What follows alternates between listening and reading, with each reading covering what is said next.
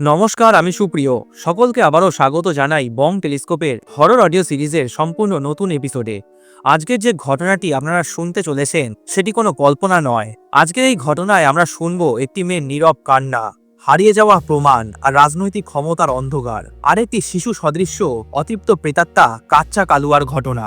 তবে আজকের ঘটনাটি শুরু করার আগে আমি আপনাদের জানিয়ে দিই, যদি আপনাদের জীবনেও কখনো কোনো ভৌতিক ঘটনা ঘটে থাকে অথবা আপনাদের বন্ধু বান্ধব আত্মীয় পরিবার পরিজন কারোর কাছ থেকে কখনো কোনো ভয়ঙ্কর অভিজ্ঞতা বা কোনো ঘটনা শুনে থাকেন, তাহলে সেটি আমার সাথে শেয়ার করুন।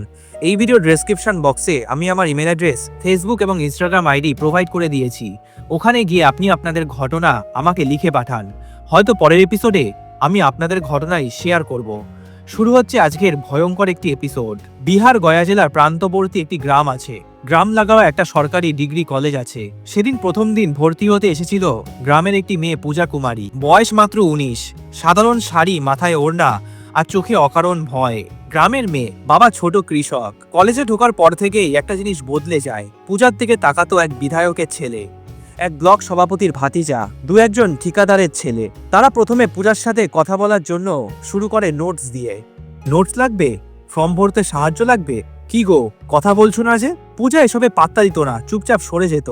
কলেজে ভর্তি হওয়ার 1 মাস 2 মাস সে কারোর সাথেই কথা বলতো না। এইভাবে 4-5টা মাস কেটে যায়। একদিন কলেজ ছুটির পর পূজা বাড়ির দিকে হাঁটছিল। বিকেল তখন 4টে। হঠাৎ একটা সাদা স্করপিও পেছন থেকে থামে, দরজাটা খোলে, দুজন হাত ধরে টানে। পূজা চিৎকার করতে যায়, কিন্তু মুখের সাথে সাথে গামছা গুজে দেওয়া হয়। গাড়িটা ছুটে চলে যায় শহরের বাইরে। একটা পরিত্যক্ত চালের গুদাম ঘর, ভেতরে লোহার দরজা, মাটির মেঝে, চারিদিকে দেওয়ালে কালচে দাগ। ওখানে সেই রাতে মদ খেয়ে পূজার ওপর একাধিকবার গণধর্ষণ চালায় সেই মানুষরূপী পশুরা। একাধিক জন। শেষে পূজা জ্ঞান হারায়। পরের দিন পূজার কোনো খবর না পেয়ে পূজার বাবা থানায় রিপোর্ট করে। মিসিং রিপোর্ট লেখা হয়। 2 দিন পরে চারিদিকে তল্লাশির পর পূজাকে পাওয়া যায় সেই গুদাম ঘরে, আধা মরা, শরীরটা নড়ে না, চোখটা খোলা, কিন্তু কিছু সে দেখতে পায় না। মা বাবা কান্নায় ভেঙে পড়ে। হসপিটালে ভর্তি করা হয়। ডক্টররা বলে বাঁচবে কিনা বলা যাচ্ছে না। এই কথা শোনার পর পূজার মাও সেদিন ওই হসপিটালেই অজ্ঞান হয়ে যায়। হঠাৎ করে প্রেশারটা ফল্ট করে। হঠাৎই একজন নেতা আসে। হাসি মুখে সে পূজার বাবাকে বলে, আমার এলাকায় এইসব আমি থাকতে একদম চিন্তা করো না, মেয়ে ঠিক হয়ে যাবে। এই নাও 10 লাখ টাকা দিচ্ছি, মেয়েকে নতুন একটা জীবন দাও। কিন্তু পূজার বাবা রাজি হয় না। পূজার জ্ঞান ফিরলে সব পুলিশকে জানায়। কেস হয় ওই বিধায়কের ভাতিজার নামে। পূজা তখন পাটনা মেডিকেল কলেজ হসপিটালে, আইসিইউতে নয়, কিন্তু একটা আলাদা কেবিনে। চোখটা খোলা থাকতো, কথা বলতো না। ডক্টররা বলেছিল শরীরের চেয়ে মনের ক্ষত গভীর। থানায় এফআইআর নথিভুক্ত হয়। অভিযুক্ত বিধায়কের ছেলে, 2 প্রভাবশালী ছাত্র নেতা। প্রথমবার মনে হচ্ছিল আইন কাজ করবে। উকিল অনুপ কুমার, সরকারি উকিল নয়, গ্রামের লোকজন মিলে টাকা তুলে নিয়োগ করে। অনুপ কুমার বলেছিল, আপনাদের কাছে যদি প্রমাণ থাকে নেতা মন্ত্রীর ছেলে হলেও বাঁচবে না।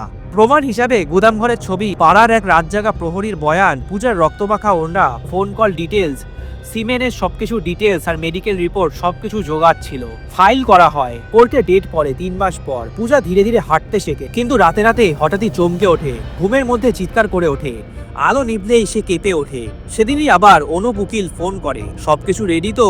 কালকে তাহলে কোর্টে দেখা হবে। বাবা নিশ্চিন্ত হয়। কোর্ট বসে। অভিযুক্ত হাজির হয়। অনুপ উকিল ঢোকে, কিন্তু মুখটা ফ্যাকাশে। জজ জিজ্ঞাসা করেন, ডকুমেন্টস কোথায়? ডকুমেন্টসগুলো পেশ করুন। অনুপ ফাইলটা খোলে, কিন্তু ফাইলটা সম্পূর্ণ খালি। একটাও কাগজ নেই। চারিদিকে হইচই পড়ে যায়। পুলিশের তল্লাশি শুরু হয়। অফিসটা সিল করা হয়। উকিলের বাড়ি তল্লাশি হয়, কিন্তু কোথাও কিছুই নেই। ফোন রেকর্ড সব মুছে গেছে। ফটো, মেমোরি কার্ড সবই ফাঁকা। পূজার ওড়না, মেডিকেল রিপোর্ট কোনো কিছুই পাওয়া যায় না।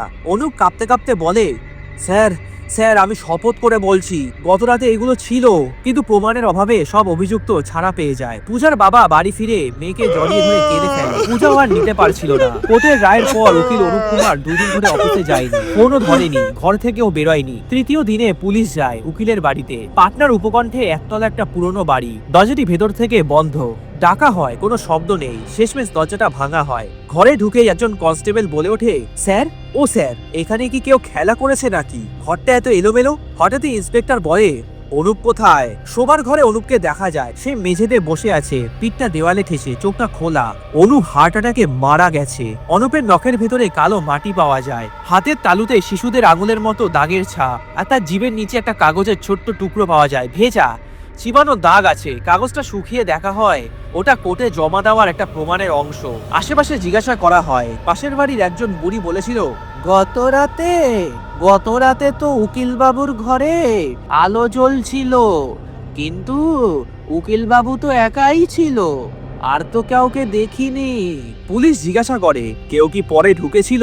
বুড়ি মাথা নাড়ে, না না, কেউ তো পরে ঢোকেনি, কিন্তু জানলা দিয়ে একটা বাচ্চার হাসির শব্দ শুনেছিলাম। পুরো বাড়িটা ভালোভাবে তল্লাশির পর অনুপের ডেস্কে একটা নোটবুক পাওয়া যায়।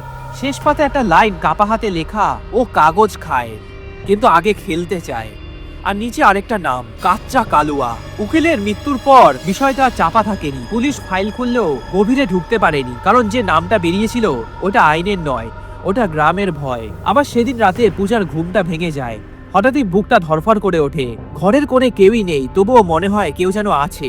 ঘরের বাতি জ্বালালে কিছুই নেই, বাতিটা নেভালে মেঝেতে হালকা টুকটাক শব্দ, যেন কেউ খালি পায়ে হামাগুড়ি দিয়ে হাঁটছে। আবার অন্যদিকে ওই কেসের সঙ্গে যুক্ত এক কনস্টেবল কোর্টে হাজির হওয়ার আগের রাতে ডিউটি করছিল। সে হঠাৎই চিৎকার করে ওঠে, স্যার স্যার, আমি কাউকে দেখেছিলাম সেদিন। আমার মনে পড়লো, ছোট্ট, খুবই ছোট, টেবিলের নিচে দৌড়াচ্ছিল, কিন্তু লাইট জ্বালালে কিছুই নেই। এইসব ঘটনাগুলির পর গ্রামে আর থাকা যাচ্ছিল না। সমাজে খুবই আজে বাজে কথা উঠে আসছিল পূজার নামে, নানা রকম বাজে বাজে কথা। শেষমেশ মেয়ের মা বলেন, আর না, হয় বাঁচবে না হয় এখানেই শেষ। কিছুদিন বাদে লোকমুখে শোনা যায় জঙ্গল পথ পেরিয়ে একজন গুরুদেব থাকে। তিনি হাত দেখেন, ভাগ্য বলেন। মেয়ের মা মেয়েকে নিয়ে একবার গুরুদেবের কাছে নিয়ে যাওয়ার সিদ্ধান্ত নেন। আশ্রমটা খুবই সাধারণ, শুধু মাটিতে বসে থাকা একজন বয়স্ক মানুষ, চোখ দুটি অস্বাভাবিক শান্ত। পূজার সামনে দাঁড়াতেই গুরুদেব হঠাৎই চোখ বন্ধ করেন। 1 সেকেন্ড, 2 সেকেন্ড, তারপর হঠাৎই তিনি চোখটা খুলে বলেন, এই মেয়েটা অসুস্থ না, কিন্তু কেউ ওকে খুঁজে বেড়াচ্ছে। মায়ের হাতটা কাঁপতে থাকে। বাবা বলেন, কে মহারাজ? কে আমার মেয়েকে খুঁজছে? গুরুদেব উত্তর দেন না, মেয়েটার মাথায় হাত রাখেন। তৎক্ষণাৎ গুরুদেব হঠাৎই হাতটা সরিয়ে নেন, চোখটা লাল হয়ে যায়। তিনি বলেন, কোর্টের আগের রাতটা তোমাদের মনে আছে? বাবা মাথা নাড়ে, সেই রাতে তোমাদের কাগজ কেউ চুরি করেনি। সবাই থমকে যায়। গুরুদেব ধীরে ধীরে বলেন, ওটা ডাকা হয়েছিল। কি ডাকা হয়েছিল বাবা? আমরা তো কিছুই বুঝতে পারছি না। গুরুদেব উত্তর দেন, কাচ্চা কালুয়া। গুরুদেব বলেন, ওটা কোনো বড় ভূত না, ওটা কোনো জিনও না, ও হলো অকাল মৃত শিশুর আত্মা, যাকে কাঁচা অবস্থায় এই দুনিয়া ছাড়তে হয়েছে। এই আত্মারা বাচ্চাদের মতো কাগজ ছেড়ে ঘরের খাবার নষ্ট করে, জিনিস এদিক ওদিক সরিয়ে দেয়, প্রমাণ নষ্ট করে, ঘরে ঘরে ঢোকে, কোনো তান্ত্রিকের আদেশে কাজ করে। আর এই কাজ যে করিয়েছে সে হলো ওই ছেলের বাবা। 10 লাখ টাকা দিয়েছে এক ভণ্ড তান্ত্রিককে। কোর্টে ওঠার আগের রাতে কাচ্চা কালুয়াকে পাঠানো হয়েছিল এই প্রমাণগুলো নষ্ট করতে। পূজার বাবা হঠাৎই এসব শুনে কেঁদে ফেলেন। তিনি কাঁদতে কাঁদতে বলেন, তাহলে আমার মেয়ে কি ন্যায় পাবে না গুরুজি? গুরুদেব মাথা নাড়ালেন। তিনি বলেন, এই সমাজে তোমার মেয়ে ন্যায় পাবে না। তোর জীবন এখানেই শেষ না মা। এই জায়গাটা ছেড়ে দে, নতুন এক জায়গায় যা, নতুন মানুষদের সাথে মেশ, এই গ্রামটা ছাড়। এই ছায়া 1 বছর পর নিজে থেকেই সরে যাবে। গুরুদেবের কথা মতো পূজা কুমারী আর কলেজ ফেরেনি। গ্রাম ছেড়ে বাবা মাকে নিয়ে দূরের এক আত্মীয়র বাড়িতে উঠে যায়। প্রথম কয়েক মাস রাতে মেয়েটা চমকে উঠত। স্বপ্নে কেউ কাগজ ছিঁড়ছে, কেউ হেসে বলছে, আমাকে খেলতে। কিন্তু সময় গড়ানোর সাথে সাথে স্বপ্নগুলো কমে আসে। আবার যে ছেলেটা অন্যদিকে সবকিছুর কারণ হয়েছিল, সে তখন রাজনীতিতে ঢুকেছে। কিন্তু এক অদ্ভুত ঘটনা শুরু হয়। রাতে ওর ঘরে কাগজ পড়ে থাকে, ছেঁড়া অবস্থায়। ফাইল, সার্টিফিকেট, টাকা সবকিছুই ছেঁড়া অবস্থায় পাওয়া যায়। কিছুই ঠিক থাকে না। চাকরি, নির্বাচন, সব জায়গায় ওর কাগজের সমস্যা। শেষে একদিন ও নিজে থেকেই চিৎকার করে ওঠে, আমাকে ছেড়ে দে, আমি আর খেলবো না। কিন্তু কেউ কিছুই দেখতে পায় না, কেউ কিছুই শুনতে পায় না। সবাই ভাবে হয়তো ছেলেটা আস্তে আস্তে পাগল হয়ে যাচ্ছে। যে তান্ত্রিক কাচ্চা কালুয়া চালান করেছিল 6 মাসের মাথায়, সে হঠাৎই নিখোঁজ হয়ে যায়। জঙ্গলের ধারে তার জিনিসপত্রগুলি পাওয়া যায়। গুরুদেব বলেছিলেন, কাচ্চা কালুয়া, কাজ শেষ হলে হিসেব চায়। তা যদি না দিতে পারো, তবে যে চালান করেছে, যার কথা শুনে তাকে চালান করা হয়েছে, তার ঘরে গিয়ে উৎপাত শুরু করে। জিনিসটা উল্টো হয়ে যায়। এইসব ঘটনার 1 বছর পর দিল্লিতে পূজা কুমারীর বিয়ে হয়, সাধারণ একটা ছেলের সাথে। কোনো রাজনীতিতে না, কোনো ক্ষমতাবানও না, শুধু শান্ত একটা জীবন। অনেকদিন পর পূজার বাবা মা আবার সেই আশ্রমে যান, কিন্তু গুরুদেব নেই। গুরুদেবের একজন শিষ্য বলেন, গুরুদেব তো শেষ জীবনটা কাশিতেই কাটাবে বলেছিলেন। তাই উনি কাশীর উদ্দেশ্যে রওনা দিয়েছেন গত মাসেই। আর এভাবেই শেষ হয় আজকের একটি ভয়ঙ্কর কাচ্চা কালুয়ার ঘটনা। কিছু ন্যায় সবসময় আদালতে হয় না, কিছু বিচার সময় আর অতৃপ্ত ছায়ারা করে। কিন্তু প্রশ্ন একটাই, অপরাধী কি সত্যি শাস্তি পেল, নাকি কিছু বিচার চোখে দেখা যায় না, শুধু অনুভব করা যায়? যদি আজকের এই ঘটনাটি শুনে এক মুহূর্তের জন্যও আপনাদের শরীরটা শিউরে ওঠে, তাহলে বুঝবেন ঘটনাটি এখানেই শেষ নয়। আজকের ঘটনাটি যদি ভালো লেগে থাকে তাহলে লাইক করতে ভুলবেন না। আপনাদের মতামত কমেন্ট করে জানান আপনি কি ভাবছেন এই ঘটনাটি নিয়ে। আর এমনই আরো সত্যি ভৌতিক অন্ধকারে ঢাকা অজানা সব গল্প শুনতে বং টেলিস্কোপ চ্যানেলটিকে সাবস্ক্রাইব করুন, পাশে থাকা বেল আইকনটি ক্লিক করুন, যাতে পরের ভয়ঙ্কর পর্বটি একেবারে মিস না করেন। খুব শীঘ্রই পরের এপিসোডে আবার দেখা হবে। ততক্ষণ পর্যন্ত মনে রাখবেন, সব ভয় শব্দ করে আসে না, কিছু ভয় চুপচাপ আপনার পাশেই দাঁড়িয়ে থাকে। আর হ্যাঁ, যাওয়ার আগে একটা কথাই বলবো, যদি আপনাদের জীবনেও কখনো কোনো ভৌতিক ঘটনা ঘটে থাকে, অথবা আপনাদের আত্মীয় স্বজন পরিবার বন্ধু বান্ধব কারোর কাছ থেকে কখনো কোনো ভয়ঙ্কর অভিজ্ঞতা বা কোনো ঘটনা শুনে থাকেন, তাহলে সেটি আমার সাথে শেয়ার করুন। এই ভিডিও ডেসক্রিপশন বক্সে আমি আমার ইমেল অ্যাড্রেস, ফেসবুক এবং ইনস্টাগ্রাম আইডি প্রোভাইড করে দিয়েছি। ওখানে গিয়ে আপনি আপনাদের ঘটনা আমাকে লিখে পাঠান, হয়তো পরের এপিসোডে আমি আপনাদের ঘটনাই শেয়ার করব। খুব শীঘ্রই দেখা হবে নেক্সট একটি এপিসোডে। ততক্ষণ পর্যন্ত ভালো থাকবেন এবং সুস্থ থাকবেন।